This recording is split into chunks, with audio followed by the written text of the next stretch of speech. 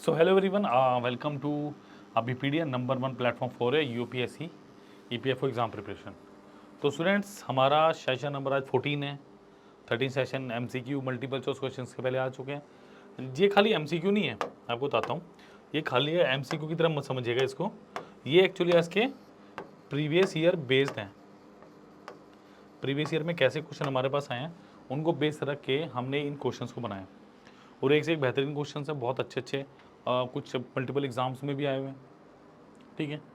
सो देखो, मैं हमेशा देखो मुझसे ना काफ़ी बच्चे पूछ रहे हैं, कमेंट भी आए हुए कि सर एग्ज़ाम कब होगा, एग्ज़ाम कब होगा। स्टूडेंट, एग्ज़ाम अपने टाइम पे ही होगा। आपको ये समझना पड़ेगा, आपको थोड़ा सा धैर्य रखना पड़ेगा, क्योंकि अभी एग्ज़ाम होने में समय है। मैं ये कह दूँ अभी 2 दिन में नोटिफिकेशन आएगी, गलत है। थोड़ा टाइम लगेगा एग्ज़ाम को आने में। अब कितना लगे, 1 महीना, 2 महीना, 5 महीने, मुझे नहीं पता कि अब तक कल भी नोटिफिकेशन आ सकती है। I do not know anything about that. But जैसे ही नोटिफिकेशन आएगी अभी पीडीएफ सबसे पहले आपको बता देगा। उसके लिए सब्सक्राइब कीजिए, शेयर कीजिए और प्लीज़ जुड़े रहिए हमारे साथ। चलिए, तो ज़्यादा नोटिफिकेशन के पीछे मत भागो, अपने प्रिपरेशन के पीछे भागो। देखो, प्रिपरेशन करने का तरीका होता है, सबसे पहले आपके सिलेबस को जानो। ठीक है, उसके बाद complete your syllabus, then PYQ, then आपकी टेस्ट सीरीज, फिर फाइनल एग्जाम। ये एक पैटर्न होता है एग्जाम को क्वालिफाई करने का। तो आप देखो, आप अभी कहाँ पे खड़े हो। क्या आपने सिलेबस कंप्लीट कर लिया? सिलेबस को जान लिया? सिलेबस पता है क्या क्या? अगर अच्छी पता है तो वेल एंड गुड है, प्लस पॉइंट आ गया। कंप्लीट और सिलेबस, सिलेबस बहुत ठीक ठाक है इसका। ठीक है, अगर ये कंप्लीट कर लिया तो प्रीवियस ईयर क्वेश्चन पे जाइए, वो भी हो गया तो टेस्ट सीरीज पे जाइए, वो हो गया तो फिर पेपर की वेट कीजिए। अगर ये सब नहीं हुआ तो नोटिफिकेशन को छोड़ो, अपने पेपर की तैयारी की तरफ फोकस करो स्टूडेंट्स। क्लियर? चलिए, तो 210 सिलेक्शन के साथ 2022 में क्लीन स्वीप था अभी मीडिया के स्टूडेंट्स का। मैं चाहता हूँ यहाँ पे आपकी फ़ोटो भी लगे, आपका नाम भी उच्चारित हो, मतलब आपका नाम भी बोला जाए। समझ आ गई बात? तो आपको कुछ नहीं करना, आपको जुड़ना है हमारे साथ। कैसे जुड़ेंगे? फुल कोर्स, कंप्लीट कोर्स अभी मीडिया ने लॉन्च कर दिया यूपीएससी पीएफओ का 2024 के लिए। क्लियर है? क्या क्या मिलेगा स्टूडेंट्स इसमें? आपको मिल रहा है रिकॉर्डेड क्लासेस, आपको वेब नोट्स एंड पीडीएफ्स मिल रही हैं, आपको टेस्ट सीरीज मिल रही है, डाउट सेशन मिल रहे हैं, फ्री मेंटरशिप मिल रही है। क्लियर? कोई डाउट हो तो आपको एक नंबर मिल रहा है 7837773651। आपको ये नंबर मिल रहा है स्टूडेंट्स, जिस पे आप कॉल भी कर सकते हैं, जिस पे आप व्हाट्सएप भी कर सकते हैं, कोई प्रॉब्लम नहीं होगा। क्लियर? चाहे कॉल या व्हाट्सएप कीजिए, आप जुड़िए बस हमारे साथ, बाकी हमारा काम है। कोई गाइडेंस चाहिए, कोई एग्जाम से रिलेटेड क्वेरी हो आपकी, कोई भी प्रॉब्लम हो, 7837773651 ये नंबर है आपका हेल्पलाइन नंबर। इसको ऐसा हेल्पलाइन नंबर ही आप नोट कर सकते हैं, कोई प्रॉब्लम वाली बात नहीं। क्लियर? चलिए चलिए जी, पहला क्वेश्चन आज की कक्षा का। देखो, आपको पता है हमारा सिनेरियो क्या रहता है, मुश्किल मुश्किल, आसान आसान आसान आसान, मुश्किल मुश्किल मुश्किल, थोड़े मतलब डिफिकल्ट लेवल के, छोटे डिफिकल्ट लेवल के क्वेश्चन से शुरू करके हम बड़े डिफिकल्ट लेवल के क्वेश्चन तक जाते हैं। क्लियर आ गई बात? चलिए, let us proceed. Present average age of A and B is 6x minus 15 years. Present average age of ABC is 4x plus 6 years. If the present age of B is 25% less than present age of C and 20% more than present age of A, B की बात कर रहे हैं, B का compare है C और A से, then find the present age of A। आपने क्या करना है, आपने कमेंट सेक्शन में मुझे इसका आंसर बताना है। तब तक मैं सॉल्व करता हूँ। देखो, present average age of A and B, मतलब एवरेज कैसे निकलेगी? A plus B divided by 2 is equal to students कितना है? 6x minus of 15। So A plus B कितना? 2 times of 6x minus of 15। So A plus B की जो average, जो total as है मेरे पास, कितना आ गया? 12x minus of 12x minus of 30। Clear? Next क्या कह रहे हैं? Present average age of A, B and C, यानी A, B और C की कितने? 4x प्लस 6, यानी A plus B plus C divided by 3 is how much? 4x plus 6, यानी A plus B plus C is equal to 3 times of 4x plus 6। घबराने की जरूरत नहीं है, सिर्फ एक इक्वेशन थी जिसके थ्रू मेरी सीधी C की वैल्यू निकल रही थी। एजिस और रेशियो प्रोपोर्शन का मिला जुला क्वेश्चन है। ठीक है, देखिए A plus B plus C कितना है यहाँ से? 12x प्लस 18 कितना आ गया 12x जमा 18। अब ध्यान से सुनो स्टूडेंट, a प्लस बी कितना दिया 12x माइनस 30, तो यहाँ पुट कर दो 12x minus 30 plus C is equal to 12x plus 18। देखिए 12 से 12 कैंसिल, x से, तो minus 30 plus C is equal to 18, तो सी कितना आ गया मेरे पास 48 ईयर्स। ये चीज़ ही है ना 48 ईयर्स। क्लियर? होपफुली ये नोट कर लिया होगा, इसको मिटाना चाहूँगा मैं थोड़ा सा ताकि जगह बने और हम कर सकें।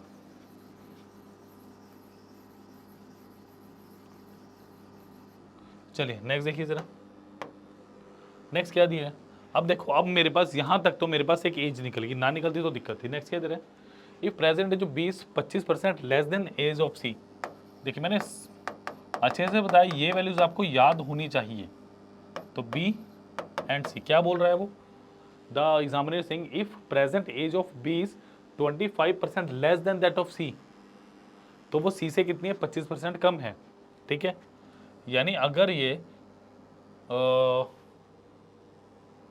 बी की कम है तो 4, ये 3 हो गया, इक्वेशन नंबर 1 आ गई है। ठीक है, एंड 20% मोर देन ए, सो ए 20% का मतलब 1/5, यानी ये 5 है तो ये कितना आ गया 6 आ गया, तो ये 6 और ये 3, मैं डैश लगा देता हूँ जहाँ जहाँ पे वैल्यूज मेरे पास नवी आई हैं। क्लियर?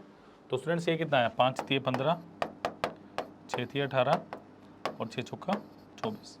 तो इन द एंड मुझे क्या पता चला, सी की वैल्यू कितनी है 48, यानी 24 की वैल्यू कितनी है मेरे पास 48 कितने टाइम्स 2 टाइम्स। अगर वो बी की बात करेगा 18 into 2 is how much 36, 15 into 2 is how much 30। Option number A is the right answer of this brilliant question. Clear?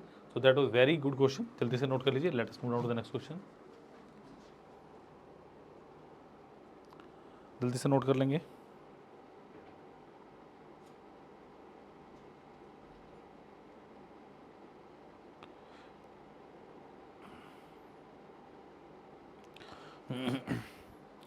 चलिए नेक्स्ट क्वेश्चन क्या कर रहे हैं देखते हैं जरा।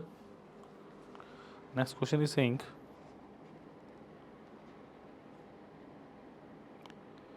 कि मेरे पास क्या दिया है,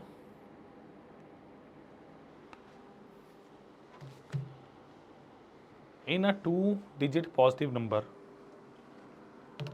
the unit digit is equal to the square of the 10th digit. Okay, ये नंबर सिस्टम से क्वेश्चन है मेरा, बहुत अच्छा क्वेश्चन है। The sum of the original number and number formed by interchanging the digit is 66, what is 75% of original number. Easy question, number निकाल सकते हैं। उसके बाद इसका 3/4।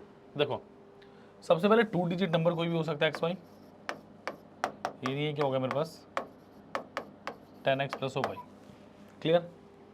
इन a 2 digit positive number the unit digit is equal to the square of 10 digit, यानी x y, यानी y मेरा unit digit है और ये मेरा क्या नंबर है 10th डिजिट।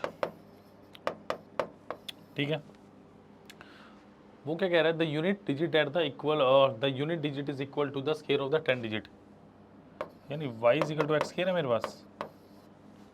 जैसे 2 6 3 और 2 4 3 9 ऐसे करके नंबर है 1 2, कोई भी नंबर हो सकता है। अभी नंबर तो हमें नहीं पता ना, उसी को देखना है हमें। The sum of the original number and the number found by interchanging, यानी अगर ये ऐसे है इसको इंटरचेंज कर दो, वाई एक्स आ गया स्टूडेंट्स। वाई एक्स का मतलब 10y plus of x. Clear? यानी सम बोल रहा हूँ, यानी 10x plus y plus of 10y plus x, number is 66। ये मेरे पास क्या दिए, ये 66 दिए है। आप हिट एंड ट्रायल वैसे यहाँ पे करके देख सकते हो कि 1 2 हो सकता है, 2 4 हो सकता है, 3 9 हो सकता है। उल्टा करना है, 21 को उल्टा करोगे 12, 66 तो नहीं आ रहा। 42 को उल्टा करोगे 24, 42 पहले 24 के आ गए 66 आ गए, तो आंसर मेरा 24 ही है। 24 का 1/3 या सॉरी 75 यानी 3/4 कितना होगा 18, 18 आंसर है मेरा इसका। But let me solve this, तो ये कितना हो गया 11x plus 11y is equal to 66। तो 11 times of x plus y is equal to 66, तो x प्लस वाई 6 आया मेरे पास, यस और नो। x plus y 6। अब मेरी बात ध्यान से सुनो, वो क्या कह रहा है ये मेरे पास क्या था, x plus x square is equal to 6, ये मेरे पास इक्वेशन आ गई। अब एक क्वाड्रेटिक इक्वेशन सॉल्व करने, वैसे तो क्वेश्चन मेरा खत्म हो चुका है यहाँ, बट कुछ बच्चों को क्यूरियोसिटी होती है कि वो होगा सॉल्व कैसे, तो मैं सॉल्व करके दिखा रहा हूँ आपको। डजन, तो इसका मतलब ये नहीं कि एग्जामिनेशन हॉल में भी आप सॉल्व करेंगे। -6 इज इक्वल टू 0, 6 उधर था, इधर लाए माइनस हो गए, तो x square plus 3x minus of 2x -6 is equal to 0, x into x plus 3 -2 into of x plus 3 is equal to 0। Clear? तो ये क्या हो गया, x plus 3 into of x minus 2 is equal to 0, तो x कितना आ गया, x आ गया 2। अगर एक्स वाई, अगर ये 2 आ गया तो मुझसे क्या पूछ रहा है, अगर x मेरा 2 आया तो ये 4 आ गया 24, इसका 75, 75 बाई 100, 25 3 25 4 6 थी 18। Option number B was the right answer, B मेरा बिल्कुल सही आंसर है। क्लियर? तो मैंने आपको शॉर्टकट भी बता दिया, लॉन्ग कट भी बता दिया, अब देख लीजिएगा आपको किस हिसाब से करना है क्वेश्चन। क्लियर? चलिए let us move down to the next question.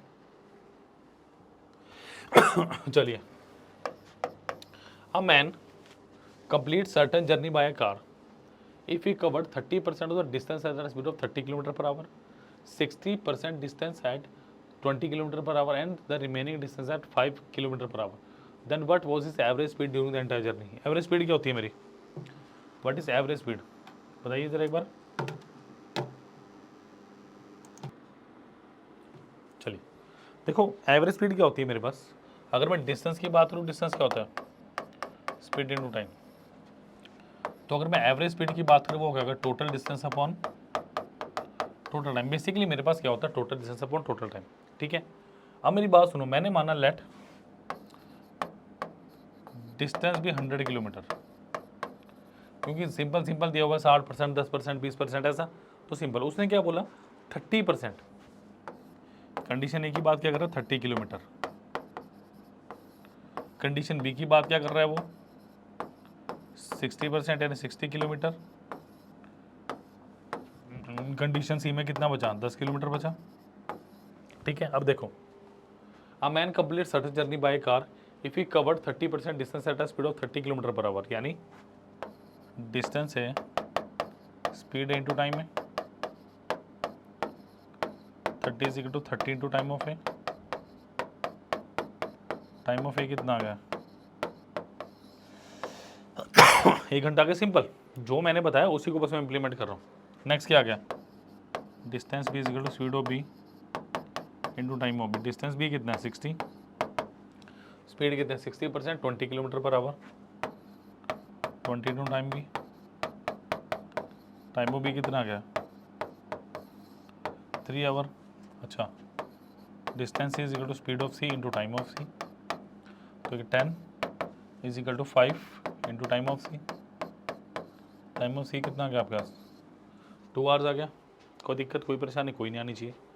अच्छा, तो अब मेरे पास एवरेज स्पीड एवरेज क्या आ गई मेरे पास, पहले 30 प्लस 60 प्लस 10, वैसे तो 100 ही था मेरे पास। T1 कितना आ गया 1 प्लस 3 प्लस 2, तो 100 बाई कितना आ गया 6, यानी कितना 50/3। उसको कैसे लिखोगे आप 16/2/3 किलोमीटर पर आवर, और इसको कैसे लिखोगे 16.67, ऑप्शन नंबर डी। ठीक है, डी बिल्कुल सही है। तो सिंपल भी था और आसान भी, तो मैंने फुल आपको एक्सप्लेनेशन दी है इस क्वेश्चन की। जल्दी से नोट कर लीजिए इसको please.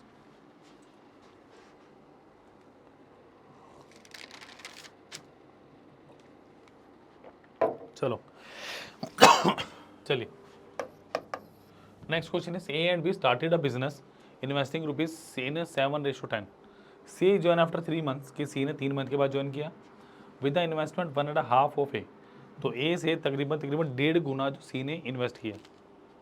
Eight the end of 1 year, out of the total profit C share was rupees 12,600, what was the total profit, total profit कितना हुआ। बहुत ईजी सा क्वेश्चन है, बट थोड़ा सा आपको देखना है कि क्वेश्चन को आप छोटा कैसे कर सकते हो बेसिकली। चलो ए और बी की बात करते हैं। ए और बी किस रेशो में दिया है 7:10 में। ठीक है, अच्छा सी ने क्या किया है, अगर मैं इन्वेस्टमेंट की रेशो की बात कर रहा हूँ, सी ने क्या किया है, देखो 1.5 3/2 टाइम्स हुआ, यानी 3/2 टाइम्स ऑफ किसका, 7 का। तो अगर स्टूडेंट्स में इन्वेस्टमेंट की बात करूँ 7 10 21/2 आया, यानी मैं इसको बोल दूँ 10.5, हाँ जी 10.5 बोल दूँ, बिल्कुल नॉर्मल सी बात है, कोई ज़्यादा वो नहीं है। The C joins after 3 months with investment 1.5 of that. इसका मतलब सी ने 3 महीने के बाद at the end of 1 year, यानी 1 साल के बाद, at the end of 1 year यानी 1 साल के बाद, वो क्या कहना चाह रहा है कि अगर मैं टाइम की बात करूं, बिकॉज टोटल इन्वेस्टमेंट मेरे पास क्या आएगी, इन्वेस्टमेंट इनटू टाइम आएगी, इन्वेस्टमेंट मल्टीप्लाई टाइम आएगी, बिल्कुल यही आएगी। देखो ये कितना आ गया, अगर मैं टाइम की बात करूं, ए का 12 मंथ, इसका 12 मंथ और इसका कितना 9 मंथ। आपको पता है 7 × 12 10 × 12 10/5 × 9 करना पड़ेगा, तो पहले इसको काट दो, 3 चौके 12 3 चौके 12 3 3 9, तो स्टूडेंट ये कितना आ गया 28, ये आ गया 40 और ये कितना आ गया 31.5। Very simple. अच्छा अब क्या कह रहे हैं, out of the total profit he share was 12,600, यानी सी का शेयर जो मेरे पास इन्वेस्टमेंट का रेशो, स्टूडेंट्स वही किसका रेशो, वही मेरे पास प्रॉफिट का रेशो आएगा। यस ये तो दिया क्वेश्चन में। तो 31.5 की वैल्यू कितनी आएगी 12,600, तो एक यूनिट की वैल्यू कितनी आएगी, तकरीबन क्या ऑलमोस्ट 400, पूरे 400 के बराबर, क्योंकि 31.5 को जब 4 से आप मल्टीप्लाई करेंगे तो कितना आएगा आपके पास, 1.5 × 4 = 6, और 3 को 4 से 30 को जब 4 से करोगे तो 120 126 आ गया। अब टोटल प्रॉफिट कितना देखो, 28 + 40 + 31.5, तो ये कितना हो गया 68 + 31 99, तो 99.5 × 400, यानी 100 - 1/2 ऑफ 400, तो ये कितना हो गया 40,000 माइनस ऑफ 200, 39,800 है। Yes option number B was the right answer. तो लाइक शेयर सब्सक्राइब करते रहिए, और कोई डाउट हो मैं आपको नंबर बता चुका हूँ, देखिए स्टूडेंट्स 78377365 पर ये नंबर है, इस पर आप कॉल कर सकते हैं, इस पर व्हाट्सएप कर सकते हैं। छोड़ दो चिंता हमारे ऊपर, हमें छोड़ दो, हम सिलेक्शन मतलब हम पे छोड़ दो आपकी सारी चिंताएं, सिलेक्शन लेके ही जाओगे यहाँ से।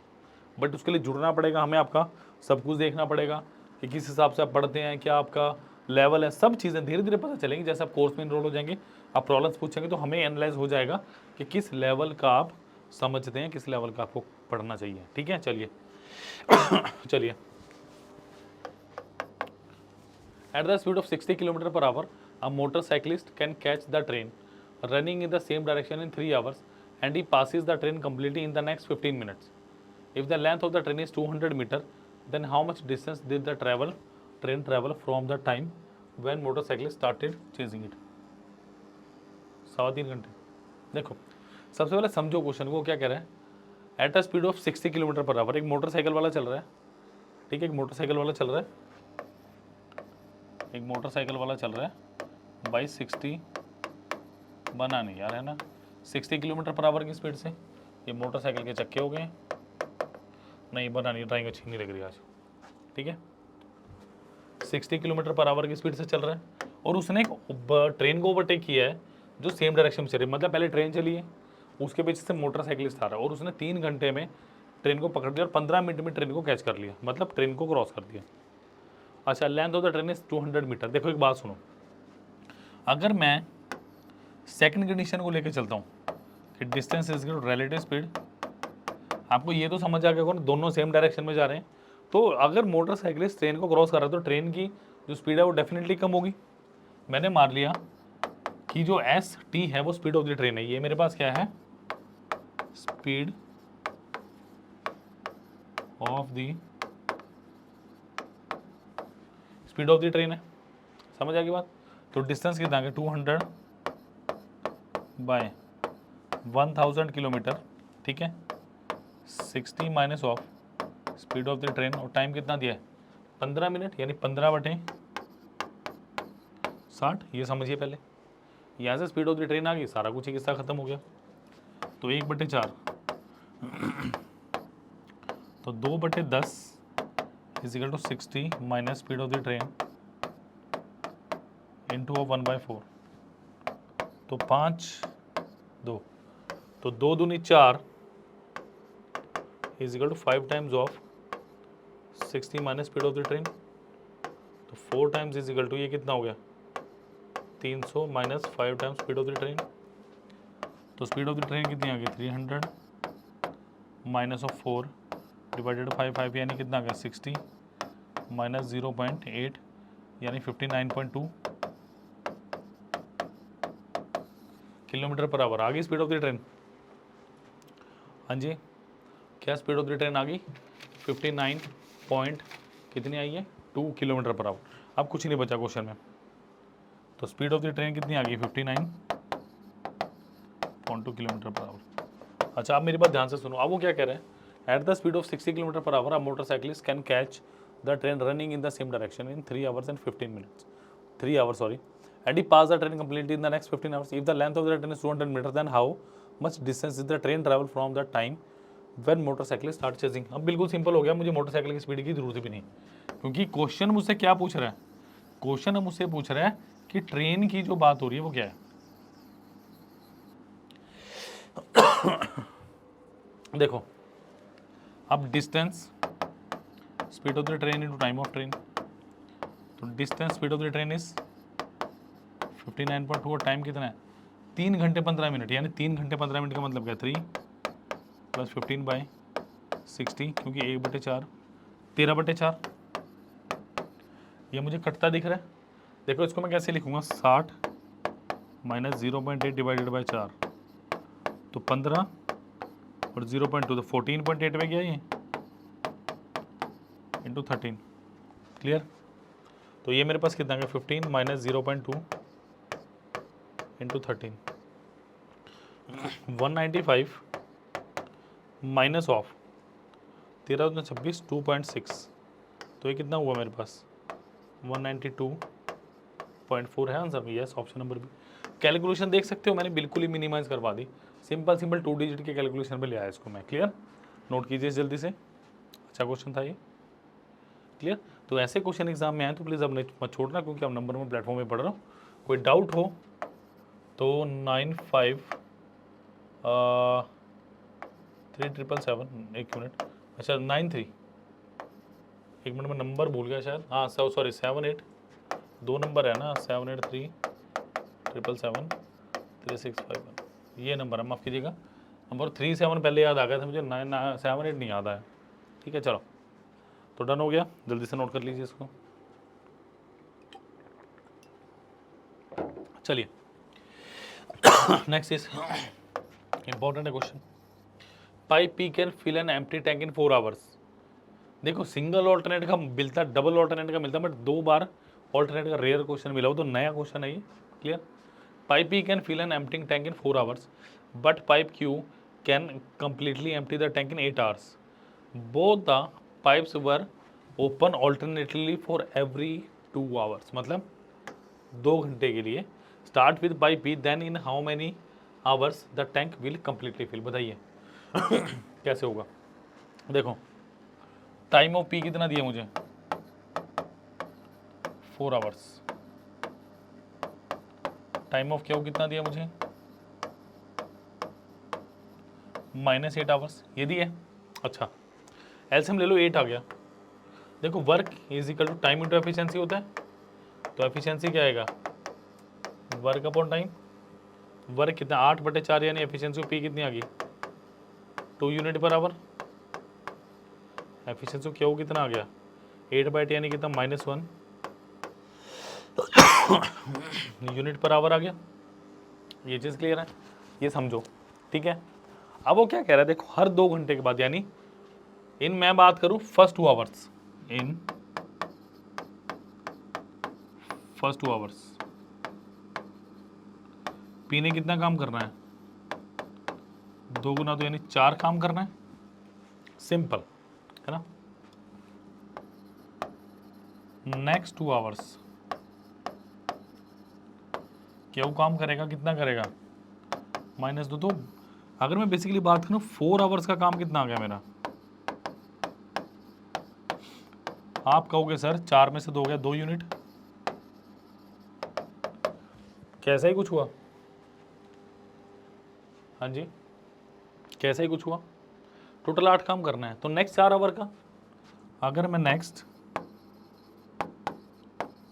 4 आवर्स की बात करूं कितना काम होगा, 2 होगा, यानी 8 आवर में कितना काम, आप कहोगे सर 4 यूनिट, ठीक है। अब किसकी बारी, अब किसने काम कर रहा है, देखो यहीं पे बच्चे गलती कर रहे हैं इस क्वेश्चन में। जब मेरे पास थोड़ा सा ये आया था, किसी स्टूडेंट ने पूछा मुझसे ऐसे क्वेश्चन, तब मैंने देखा कहाँ गलती कर रहे हैं, क्वेश्चन में हो क्या रहा है। आप लोग यहाँ पहुँच के इसके बाद फिर आप क्या करोगे, फिर आप दोनों को काम करवा देते हो, ये नहीं करवाना।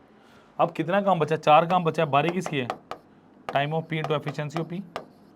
2 घंटे में काम कर रहा है तो 1 घंटे में 2 हो रहा है, तो 2 नेक्स्ट। अगर बात करूँ नेक्स्ट 2 घंटे का काम कितना है, नेक्स्ट 2 घंटे का काम कितना है आपका, 1 का 2, 2 का 4, तो टोटल 8 काम हो गया, यही तो मुझे चाहिए। तो आंसर इज 8 + 2 कितना हो गया, option number C 10 hours is the right answer of this brilliant question. Clear. जल्दी से लाइक शेयर सब्सक्राइब चलने चाहिए। 7837773657 इस नंबर पर कॉल व्हाट्सअप कर सकते हैं, और कोर्स का लिंक है डिस्क्रिप्शन बॉक्स में। ये मत सोचो कब आना है कैसे आना है और नोटिफिकेशन, बस आप कोर्स करो, अपनी पकड़ बनाओ, मजबूत बनाओ जितना हो सके, कि जब एग्जाम आए फिर उस टाइम ये ना हो यार उस टाइम सनी सर ने वीडियो नंबर 1 प्लेटफॉर्म पे बोला था, उस टाइम तैयारी कर लेते तो आज शायद ये दिन ना देखना पड़ता। ऑफिसर बनो, ठीक है, सपने साकार करो अपने। ठीक है, चलिए